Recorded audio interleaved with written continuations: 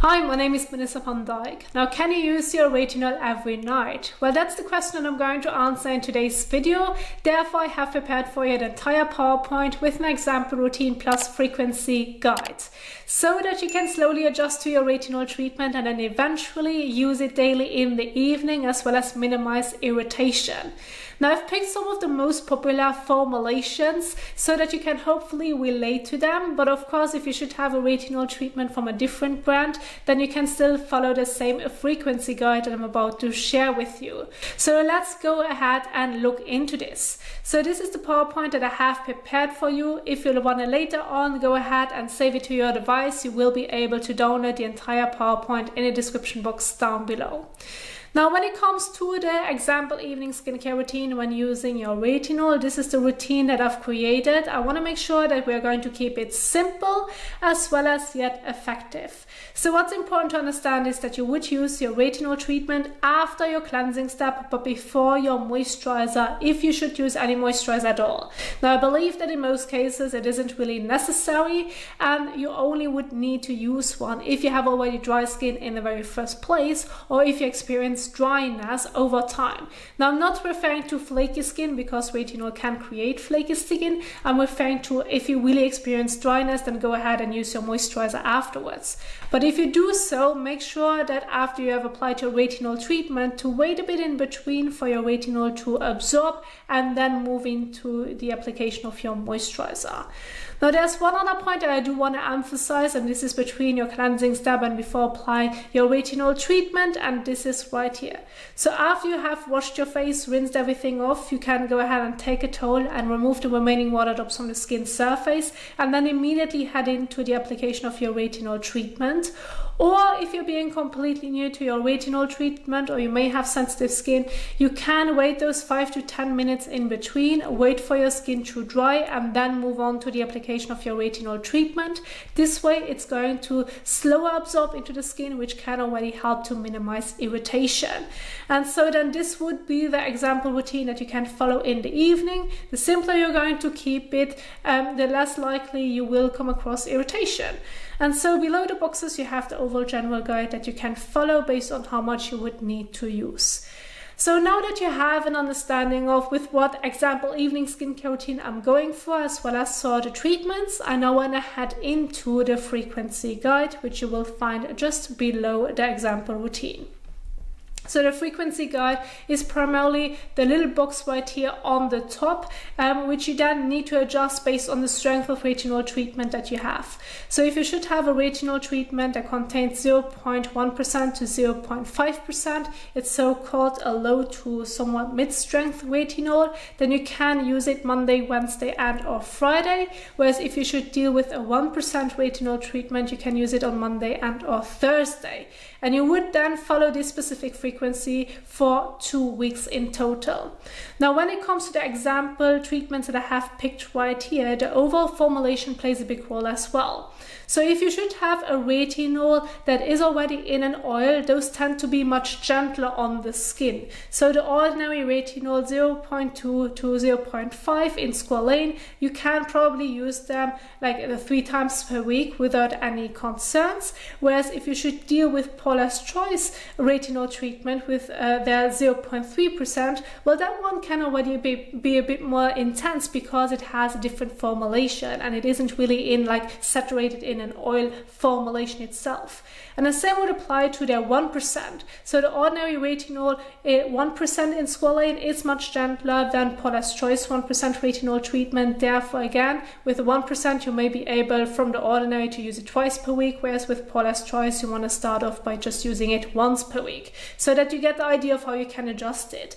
And when it comes to CeraVe's resurfacing or renewing retinol serum, well, it does not disclose what strength it contains. So it has to be, as it comes to my guess, 0.3% or below that. Otherwise, they would need to put it on the packaging. So since they are not doing this, it has to be around that strength where you can still follow the first retinol like frequency guide. Now, in case you should come across sensitivity, you're going going to reduce the frequency and give your skin more time to adjust it. So if during week 1 and 2 you already come across some sensitivity, like maybe stinging, burning, or like a redness, like kind of like a sunburn feeling, give your skin a break and use it less often. So if you have used it 3 times per week, just use it 2 times per week. If you have used it twice per week, use it once per week. And in case you should have just started off by using it once per week, primarily when it comes to the 1% retinol strength, then I recommend going into a lower percentage, because then it has something to do with the strength of retinol treatment that you're currently using. So your skin isn't able to tolerate or to work with the 1% of retinol, but it may work extremely well if you then move down towards the 0.5%. So it's not only about how often you can use it throughout the week, but the overall strength of your retinol matters as well. If you cannot seem to find a frequency in the very beginning that seems to work well for you, just go to move towards a lower strength in general, so that you then find something that your skin can use and work with it, so that it doesn't feel overwhelmed and that you won't come across irritation. And then you can still follow the same routine as I've mentioned already earlier, and then there you have it. Now, in case everything went well, you went with your frequency, you've done this for 2 weeks, well, then you can move up to the next frequency, which then I've mentioned right here, week 3 and 4. So again, you would then follow that new frequency guide for another 2 weeks. So with the low strength of retinol, you can then use it basically midweek. So Monday, Tuesday, Wednesday, Thursday, and or Friday. So it's fine to just then move up to the 4 times per week instead of like using it already over the entire midweek for 5 days. So this depends on how your skin is going to respond to the frequency that you've tried earlier. And the same would then apply to the like 1% retinol strength. You then can work up to 3 times per week. So in general, you can say that with the 1% retinol strength, you want to always start off slowly by using it more often, whereas with your low strength, you can use it like to every other day up to daily quite easily. Of course, if your skin agrees to this. But then this would be the next stage that you then can move up to. Again, if sensitivity occurs, reduce the frequency. Otherwise, you can then move up to the next stage, where you then over like week 5 and 6, you can move up to using it basically daily in the midweek. There's no and or, so then you can use it the total Monday, Tuesday, Wednesday, Thursday, and Friday, whereas with your 1% retinol, you can use it the full 3 days. And so then after week 6, if everything went well, you can move up to a higher frequency. And this is in this case where you would use your low strength retinol daily, if that's working well for you for 2 weeks. And then your 1% retinol would be then during the entire midweek. Now, I've mentioned right here and or Friday. So if the entire week does not, if the entire midweek does not yet work well for you, just use it 4 times per week. But you can go ahead and adjust it accordingly to, again, your skin as well as the formulation of the 1% that you may have chosen. And then the last guide would be, well, week 9 and 10, you then can move up to using it daily, both of them. Now, of course, if at that point sensitivity occurs, go back to your old frequency. If the old frequency worked well for you, then just keep on going with the old frequency, and you may want to do this for a bit longer. So instead of 2 weeks, you may want to increase it up to 4 weeks. And then after the 4 weeks of the old frequency, you then may want to try it again by using it daily. If for whatever reason you cannot use your current retinol formulation as well as strength daily, if your skin does not agree to it, there are 2 options that you have. Either go with a frequency that your skin is able to tolerate, or if you really want to use it daily, just move down to a lower strength so that you then are able to use it daily in your evening skincare routine. So it's not only about how often you can use it throughout the week, it overall depends on how your skin is going to tolerate it, and at what point sensitivity may occur, as well as the overall formulation that you have picked.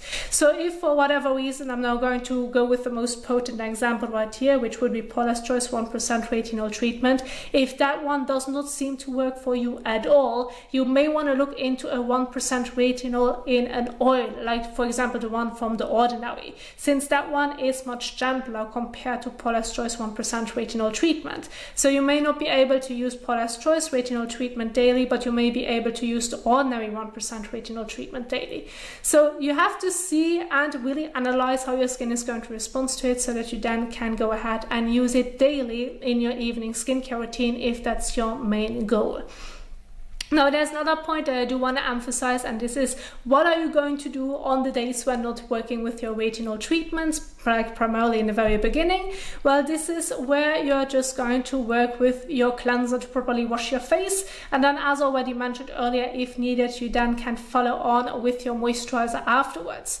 Now, it's of course totally fine that if you do not want to use a moisturizer when using your retinol, but you just want to use it when not using your retinol, you can go ahead and really adjust it and play around based on what feels the most comfortable on the skin, as well as what seems to work the best when using your skincare products. But then this would be your routine when not using your retinol.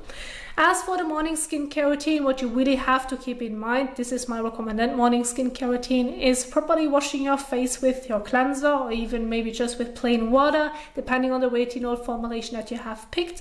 And then make sure to properly protect the skin throughout the day by just using a good sunscreen.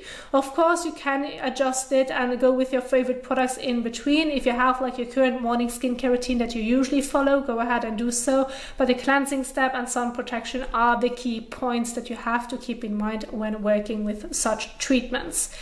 Then below the example routines, you will find a guide about retinol and retinoids, so how they specifically work when using them on the skin.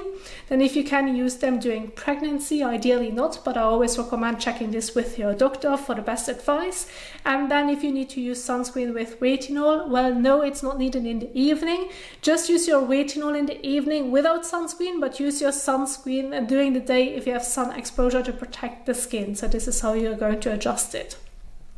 Now below that you will find the skincare product description, so if you're curious about the products that I have picked in my example, well, you will find them below with a little description next to it so that you can look them up if you're curious about them. Other than that, below that you will find the general skincare tips, which I can recommend when following a skincare routine, as well as sunscreen information. So you will find all that information in the entire PowerPoint. So if you're curious about it, you haven't read over this, you're maybe also new to my PowerPoints, you will be able to find everything in the description box down below, and you can even save it to your device. So this is the little video that I wanted to share with you. I do hope that you enjoyed this video, that you'll find it helpful. If you did so, please don't forget to give it a thumbs up as well as share it. And if you want to support my channel, as I'm an independent YouTuber, and you want to leave a tip, you can go ahead and do this by clicking on the super thanks button below this video, or check out the description box. There you will find a PayPal link. Now, if you now want to learn more about retinol, you want to see the application, you want to see an example routine, I have such videos on my channel, and I'm going to leave them at the end of this video so that you can keep on watching. Thank you so much for watching, and I will see you soon in the next one. Happy skin caring. Bye.